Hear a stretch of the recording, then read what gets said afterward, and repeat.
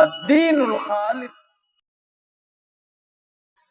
إن الحمد لله نحمده ونستعينه ونستغفره ونؤمن به ونتوكل عليه ونعوذ بالله من شرور أنفسنا ومن سيئات أعمالنا من يهده الله فلا مضل له ومن يضلله فلا هادي له وأشهد أن لا إله إلا الله وحده لا شريك له وأشهد أن محمدا عبده ورسوله. يا أيها الذين آمنوا اتقوا الله حق تقاته ولا تموتن إلا وأنتم مسلمون.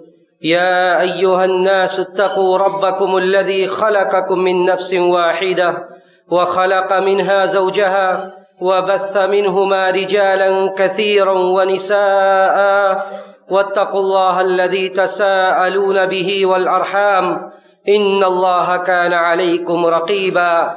يا أيها الذين آمنوا اتقوا الله وقولوا قولا سديدا يصلح لكم أعمالكم ويغفر لكم ذنوبكم ومن يطع الله ورسوله فقد فاز فوزا عظيما.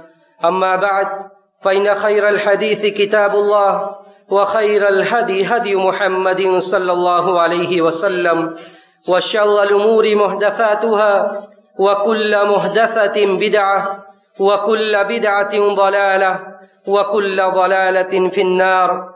فأعوذ بالله السميع العليم من الشيطان الرجيم. بسم الله الرحمن الرحيم. قاف والقرآن المجيد بل عجبوا أن جاءهم منذر منهم فقال الكافرون هذا شيء عجيب أإذا متنا وكنا ترابا ذلك رجع بعيد قد علمنا ما تنقص الأرض منهم وعندنا كتاب حفيظ بل كذبوا بالحق لما جاءهم فهم في أمر مريج. أفلم ينظروا إلى السماء فوقهم كيف بنيناها وزيناها وما لها من فروج والأرض مددناها وألقينا فيها رواسي وأنبتنا فيها من كل زوج بهيج تبصرة وذكرى لكل عبد منيب. ونزلنا من السماء ماء مباركا فأنبتنا به جنات وحب الحصيد. وقال جل وعلا وأنكحوا الأيام منكم والصالحين من عبادكم وإمائكم إن يكونوا فقراء يغنهم الله من فضله والله واسع علیم. محترم بزرگوں، نوجوان ساتھیوں، عزیز ماں اور بہنوں، اللہ رب العزت والجلال نے اس روئے زمین پر انسانوں کو دو جنسوں میں بانٹا ہے اور دونوں جنسوں کے لیے میری مراد مرد و عورت ہیں. مردوں اور عورتوں کے لیے ایک دوسرے کو پرکشش اور جاذب نظر بنا دیا ہے. اس جنسی میلان اور فطری تسکین کے لیے اللہ سبحانہ و تعالی نے نکاح جیسے پاکیزہ اور عظیم رشتے کو مشروع قرار دیا ہے. نکاح ایک ایسا رشتہ ہے جس رشتے میں الفت و محبت ہے، ایک ایسا رشتہ ہے، ایک ایسا بندھن ہے جس میں ہمدردی، غمخواری، ایک دوسرے کے حقوق کی رعایت، ایک دوسرے کے جذبات کا خیال، اگر ان ساری باتوں کو ملحوظ رکھتے ہوئے ان ساری باتوں کو ملحوظ رکھتے ہوئے ایک جوڑا اپنی ازدواجی زندگی کو شروع کرتا ہے یا اپنی ازدواجی زندگی کو گزارتا ہے تو اللہ رب العزت والجلال کے یہاں بھی کامیاب ہوگا اور دنیا میں ایک سعادت کی زندگی گزارے گا۔ اللہ رب العزت والجلال نے نکاح کی مشروعیت کا حکم دیتے ہوئے سورہ نساء کے اندر کئی آیات نازل فرمائی۔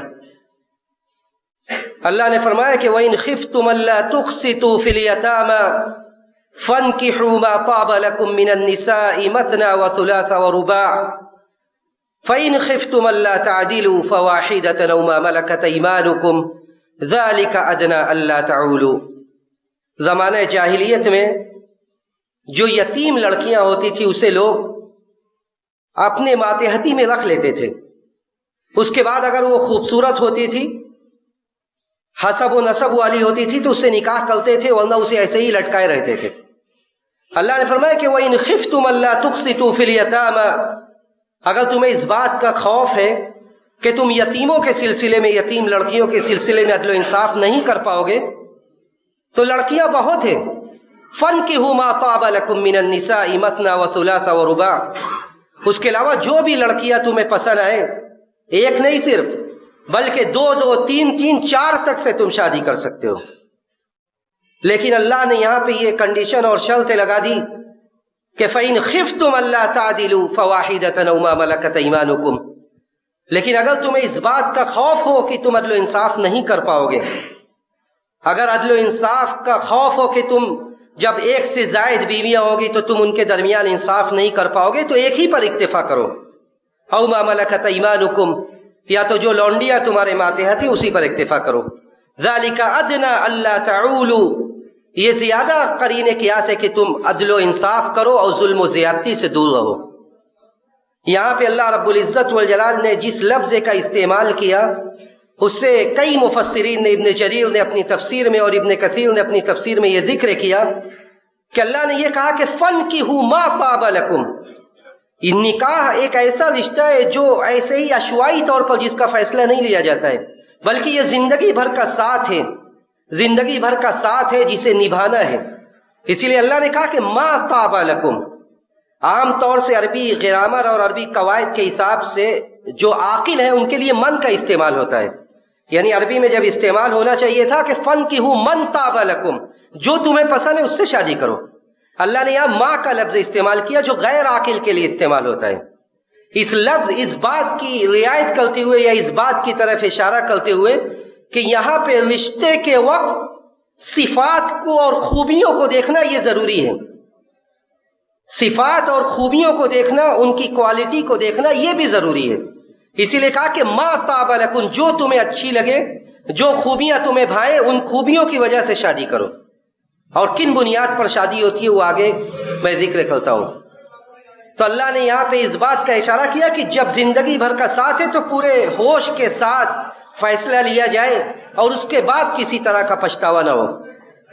دوسری آیت میں اللہ نے حکم دیا، جو آیت میں نے خطبہ مسنونہ کے بعد پڑھی، اس میں اللہ نے حکم دیا کہ وَأَنكِحُوا الْأَيَامَ مِنكُمْ وَالصَّالِحِينَ مِنْ عِبَادِكُمْ وَإِمَائِكُمْ إِن يَكُونُوا فُقَرَاءَ يُغْنِهِمُ اللَّهُ مِنْ فَضْلِهِ۔ سرپرستوں کو یہ حکم دیا جا رہا ہے، سرپرستوں کو اور جو ذمہ دار ہیں ان کو اس بات کا حکم دیا جا رہا ہے کہ جو بھی غیر شادی شدہ مرد ہیں یا عورتیں ہیں ان کی شادی کرا دو۔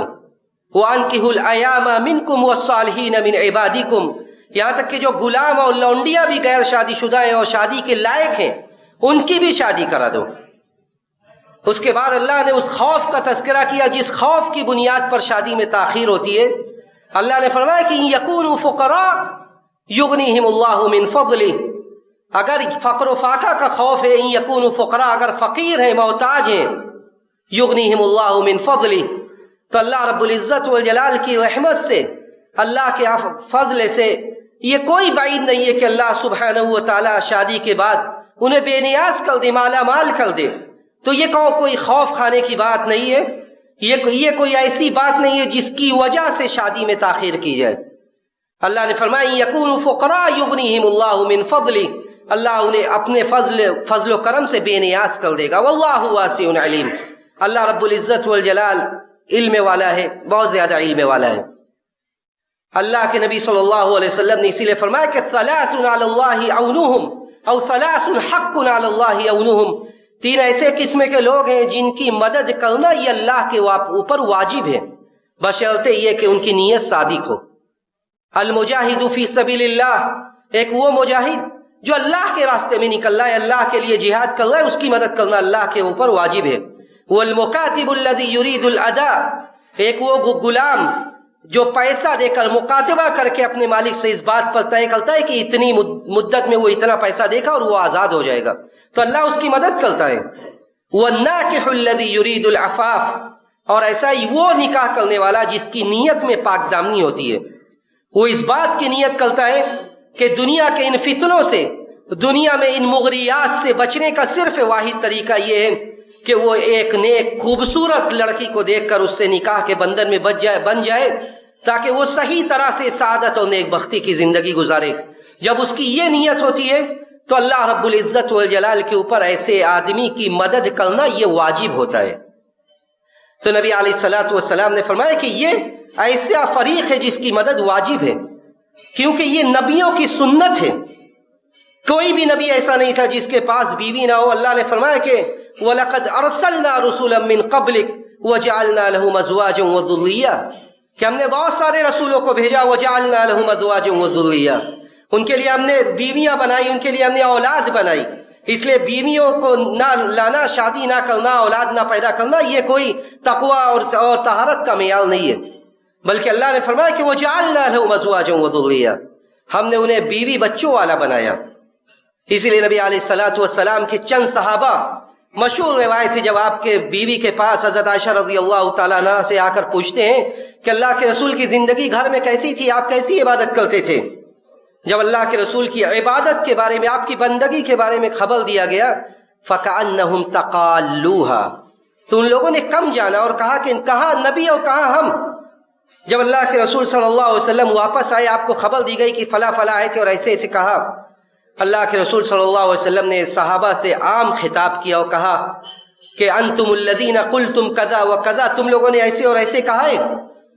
اما واللہ، اللہ کی قسم، انی لاخشاکم للہ واتقاکم لہ، میں اللہ کا سب سے زیادہ خوف و خشیت اختیار کرنے والا ہوں، سب سے زیادہ تقوی اختیار کرنے والا ہوں.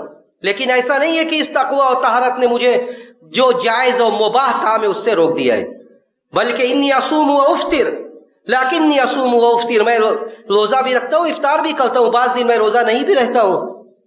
واصلی وارقد، میں نمازیں بھی رات میں پڑھتا ہوں، سوتا بھی ہوں. واتزوج النساء، اور میں عورتوں سے شادی بھی کرتا ہوں. فمن رغب عن سنتی فلیس منی، تو جو آدمی میری سنت سے اعراض کرے گا وہ مجھ میں سے نہیں ہے. تو نبی علیہ الصلوۃ والسلام نے اسے اپنی سنت قرار دیا. اس کے بے شمار فوائد قرآن و حدیث میں ذکر کیے گئے. پہلا فائدہ اللہ رب العزت والجلال نے ذکر کیا کہ یہ رشتہ ایسا ہے کہ یہی دنیا میں سکون اور اطمینان اور راحت حاصل کرنے کا واحد ذریعہ ہے. اللہ نے فرمایا کہ وَمِنْ آیَاتِهِ أَنْ خَلَقَ لَكُم مِّنْ أَنفُسِكُمْ أَزْوَاجًا لِتَسْكُنُوا إِلَيْهَا وَجَعَلَ بَيْنَكُمْ مَوَدَّةً وَرَحْمَةً، یہ اللہ کی نشانی ہے، یہ اللہ کی نشانی ہے کہ ان خلق لکم من انفسکم ازواجا، کہ تمہارے میں سے تمہارا جوڑا بنا دیا، لتسکنوا الیہا، تاکہ تم اس سے سکون اور اطمینان حاصل کرو. وجعل بینکم مودۃ ورحمہ، اور اسی پر اکتفا نہیں کیا بلکہ فطری طور سے اس رشتے کے اندر محبت اور الفت ڈال دی گئی. اسی لیے نبی علیہ الصلوۃ والسلام نے یہ کہا تھا کہ حبب الی من دنیاکم الطیب والنساء وجعلت قرۃ عینی فی الصلاۃ، کہ لوگوں تمہارے دنیا کی جو چیزیں مجھے محبوب ہیں وہ 2 چیزیں ہیں، الطیب والنساء، خوشبو، عطر، یہ مجھے بہت پسند ہے، والنساء، اور عورتیں، وجعلت قرۃ عینی فی الصلاۃ، اور جو میری آنکھوں کی ٹھنڈک ہے وہ تو نماز میں ہے. اس حدیث کا 3 ٹکڑا ہے کہ پہلے ٹکڑے میں یہ کہا گیا کہ عورتیں اور خوشبو اور آنکھ کی ٹھنڈک نماز کو قرار دیا گیا. تو پہلا فائدہ یہ ہے کہ یہ سکون اور اطمینان کو حاصل کرنے کا ذریعہ ہے. جب دنیا میں اس قدر فتنے و فساد ہو، اس قدر فحش و منکرات ہو کہ نظروں کی حفاظت مشکل ہو جائے، اس وقت نبی علیہ الصلوۃ والسلام نے یہی نسخے پر عمل کرنے کا حکم دیا تھا، اور فرمایا تھا نوجوانوں کی جماعت کو مخاطب کر کے کہ یا معشر الشباب من استطاع منکم الباءۃ فلیتزوج، کہ اے نوجوانوں کی جماعت جو بھی استطاعت رکھے وہ شادی کر لے، فإنه أغض للبصر، کیونکہ یہ شادی یہ نکاح کو پست کر دیتی ہے، یہ شادی یہ نگاہ کو پست کر دیتی ہے، وأحسن للفرج، یہ شرمگاہ کو محفوظ کر دیتی ہے، آدمی اس کے ذریعے شرمگاہ کی حفاظت کرنے لگتا ہے، وأحسن للفرج۔ اور اس کے بعد اللہ کے رسول صلی اللہ علیہ وسلم نے فرمایا کہ ومن لم يستطع فعليه بالصوم، اور جو نہ طاقت رکھتا ہو مادی اور مانوی حساب سے وہ ابھی نکاح نہ کر سکتا ہو، فإن، تو وہ روزہ رکھے، فعليه بالصوم، وہ روزہ رکھے، فإنه له وجاء، اس لیے کہ یہ ڈھال ہے، یہ روزہ اس کے لیے گناہوں کے درمیان ایک حائل ہے، ایک ڈھال ہے، اسے منع کرے گا، روزہ اسے گناہوں کے پاس بھٹکنے سے منع کرے گا۔ تیسرا فائدہ یہ کہ نسل انسانی کو باقی رکھنا یہ ضروری تھا، نسل انسانی کو باقی رکھنے کے لیے اللہ رب العزت والجلال نے اس رشتے کو مشروع قرار دیا، اور اسی لیے نبی علیہ الصلوۃ والسلام نے یہ فرمایا کہ تزوجوا الودود الولود فإنی مکاثر بکم الامم، کہ لوگوں زیادہ محبت کرنے والی اور زیادہ بچے پیدا کرنے والیوں سے شادی کرو، اس لیے کہ میں تمہارے ذریعے ساری امت پر فخر کرنے والا ہوں، فإنی مکاثر بکم الامم۔ ایک صحابی آتے آ کے اللہ کے رسول صلی اللہ علیہ وسلم سے کہتے کہ اللہ کے رسول، ایک عورت کو میں نے پیغام دیا ہے جو نہایت حسین و جمیل ہے، لیکن اس کے بارے میں یہ خبر ہے کہ وہ بچے نہیں جنتی ہے، تو کیا میں اس سے شادی کر لوں؟ اللہ کے رسول صلی اللہ علیہ وسلم نے کہا کہ نہیں، اس سے شادی مت کرو۔ اس حدیث کے راوی حضرت معقل ابن یسار رضی اللہ تعالیٰ عنہ ہیں، کہتے ہیں اللہ کے رسول نے فرمایا کہ شادی مت کرو اس سے۔ دوسری مرتبہ پھر انہوں نے کہا کہ میں شادی کر لوں، اللہ کے رسول نے کہا شادی مت کرو۔ آپ نے 3 مرتبہ انہوں نے پوچھا، اور 3 بار سوالوں کے جواب میں آپ نے یہی کہا کہ نہیں، اس لیے کہ نبی علیہ الصلوۃ والسلام نے کہا ہے کہ تزوجوا الودود الولود فإنی مکاثر بکم الامم، زیادہ محبت کرنے والیاں اور زیادہ بچے پیدا کرنے والیوں سے شادی کرو۔ چوتھا فائدہ یہ کہ آپ جب ایک مباح کام کرتے ہیں، یہ مباح کام آپ کے لیے باعث عبادت بن جاتا ہے۔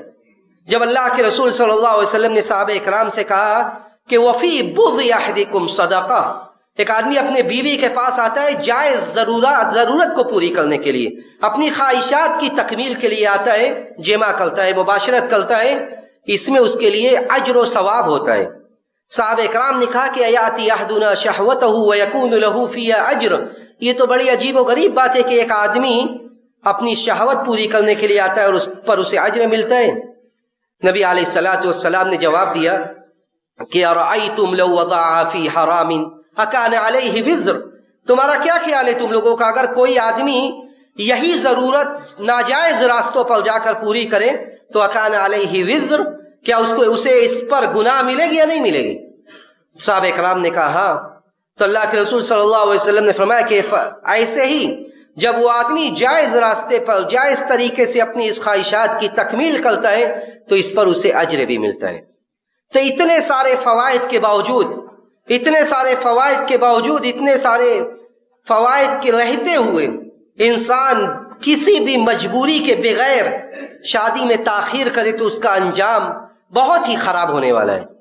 نبی علیہ الصلوۃ والسلام نے صحیح حدیث میں یہ بھی فرمایا تھا، اور اس فتنے کی طرف آپ نے اشارہ کیا تھا جو فتنہ ہر سماج کو اور ہر گھر میں آج داخل ہو چکا ہے۔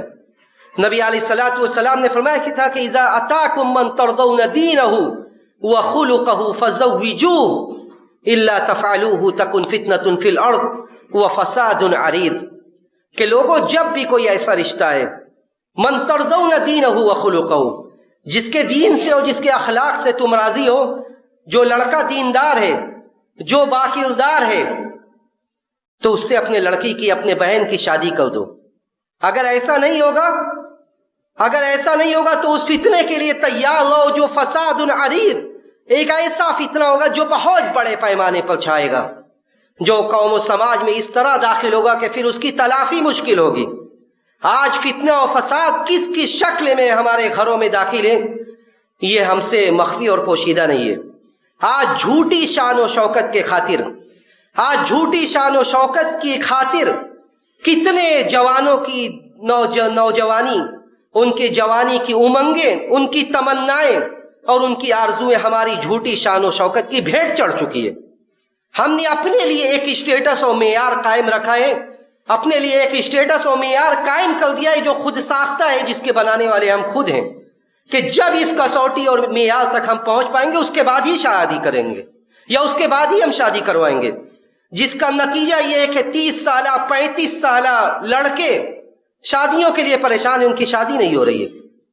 اور نبی علیہ الصلوۃ والسلام نے اسی لیے فرمایا تھا کہ یہ 30 سالہ، یہ 35 سالہ جوان جو اپنی جوانی کے قیمتی ایام کو برباد کر رہا ہے اور اس کے زبان قال سے نہیں تو زبان حال سے سرپرستوں کے لیے بد دعائیں نکل رہی ہے، اس کا ذمہ دار کون ہے؟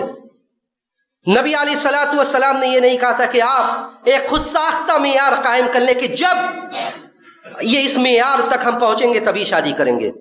آپ نے فرمایا تھا کہ اذا آتاکم من ترضون دینہ وخلقہ، جب بھی کوئی با اخلاق اور با کردار لڑکا ہے شادی کر دو، اگر ایسا نہیں کرو گے تو پھر فتنہ و فساد کے لیے تیار ہو۔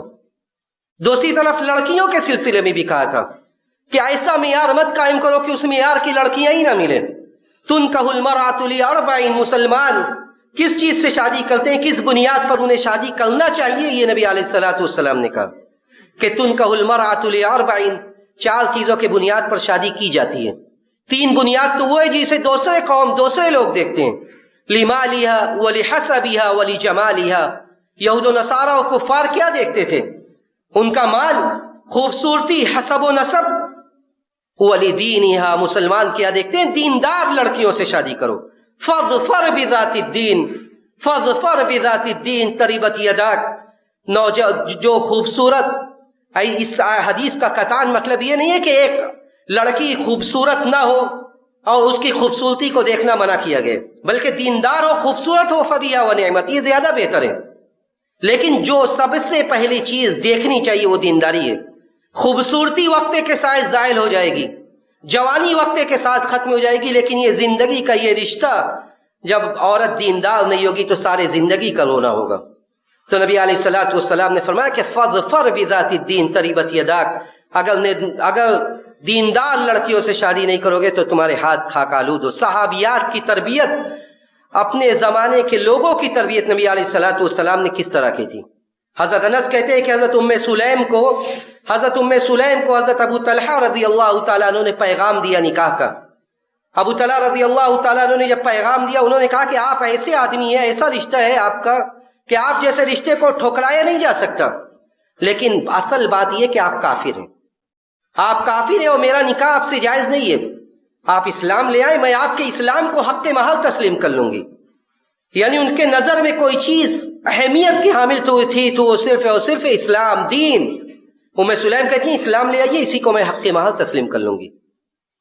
دوسرا واقعہ جو کئی حدیثوں کی کتابوں میں مذکور ہے کہ ایک ایسے صحابی نبی علیہ الصلوۃ والسلام کے دربار میں آتے تھے جن کے بارے میں ابن حجر نے کہا کہ وہ غیر منصوب، جن کا کوئی حسب و نسب کا پتہ ہی نہیں تھا، جو نہ تو خوبصورت تھے نہ مالدار تھے، کچھ نہیں تھا ان کے پاس۔ اللہ کے رسول صلی اللہ علیہ وسلم ایک انصاری سے کہتے ہیں کہ اپنے لڑکی کی شادی ان سے کر دو، جن کا نام ہوتا ہے جلیبب۔ جب وہ کہتے ہیں اپنے بیوی سے مشورہ کر لوں، اپنی بیوی سے مشورہ کرتے ہیں، ان کی بیوی کہتی ہے کہ اہذا جلیبب، یہ جلیبب جن کے نہ حسب و نسب کا پتہ ہے، نہ جن کے پاس مال ہے، نہ شکل و صورت ہے، ان سے میں اپنی لڑکی کی شادی کر دوں؟